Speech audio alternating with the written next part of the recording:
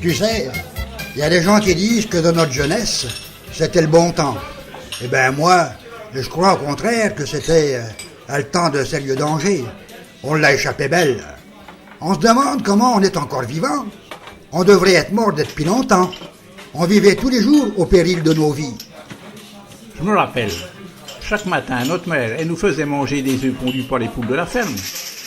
Et on buvait aussi du lait venant directement de l'étable. Non mais tu te rends compte?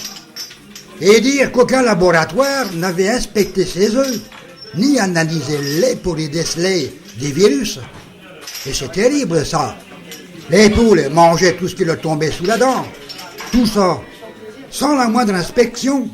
On peut dire que la mort rôdait dans notre assiette. En réfléchissant bien, nous avons survécu avec de la nourriture sans glutamate, sans protéase, sans phosphate. Il n'y avait point de colorant, il n'y avait point de dextrose, pas de levure, pas de lécithine. Il n'y avait même pas de vitamines ajoutées, dis donc, ni d'agents de conservation. Mais on aurait pu tomber malade sans tout ça et même mourir. Les antibiotiques, la cortisone et autres médicaments soi-disant essentiels, ils n'existaient pas dans notre canton. Ou alors, ils étaient jamais arrivés chez nous. Tu te rappelles? On passait la journée à courir pieds nus dans les champs, dis donc. On était vraiment imprudents. Pourtant, on n'a jamais attrapé la grippe, ni le moindre rhume. Et quand on avait un petit toussotement, la mère elle nous faisait une bonne friction avec l'huile de camphre. Remettez-nous ça, patron. À ces points, la jeunesse d'aujourd'hui qu'attraperait une cirrhose. Ah, bien sûr, on avait droit à une cuillerée d'huile de foie de morue tous les matins. J'ai encore le goût dans la bouche. Tiens, prends un coup de rouge pour faire passer ce mauvais souvenir. Ah, bon sang que c'était mauvais. J'habitais dans une maison de campagne loin du village sans électricité. Il fallait puiser l'eau du puits et la remonter jusqu'à la surface avec un seau. Eh ben dis donc, cette eau, elle n'a jamais été analysée. On la faisait même pas bouillir, dis donc, pour la boire. Et tu te rappelles les terribles senteurs du fumier dans les champs et celles du purin dans les labours, au crottin de cheval, partout sous les routes. On en a quand même survécu. Je me rappelle, le grand-père, il nous laissait jouer dans son atelier. Oh là là, ça c'était du bonheur. Il y avait tellement de choses à découvrir. Il nous avait même donné, dis donc, un opinel, et on s'est jamais coupé.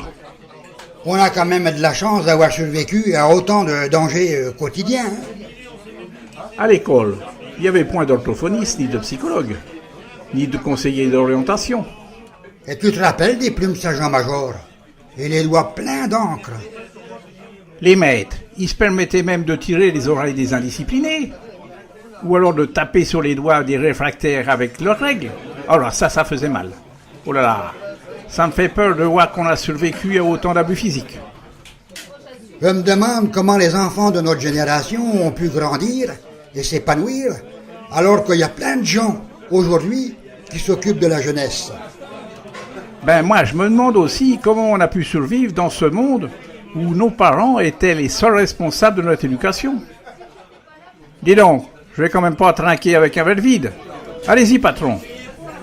Tu sais, le plus étonnant, c'est que notre génération exposée à tous les dangers est celle qui a probablement réalisé les plus grandes choses depuis un siècle et qui a réussi à traverser 2 guerres et une crise économique. À vouloir trop protéger, on a détruit les systèmes naturels de défense et d'immunité.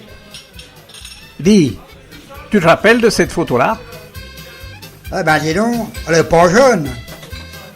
Tu sais, je crois qu'on s'en est bien tiré grâce au pinard. Maintenant, ils boivent tout un tas de cochonneries. C'est du coca ou, comment ils disent, du Red Bull. Encore un coup de la mondialisation. C'est bien ça qui fout tout notre pays en l'air. Allez à la tienne. Ça vaut le coup d'arroser ça puisqu'on est toujours en vie.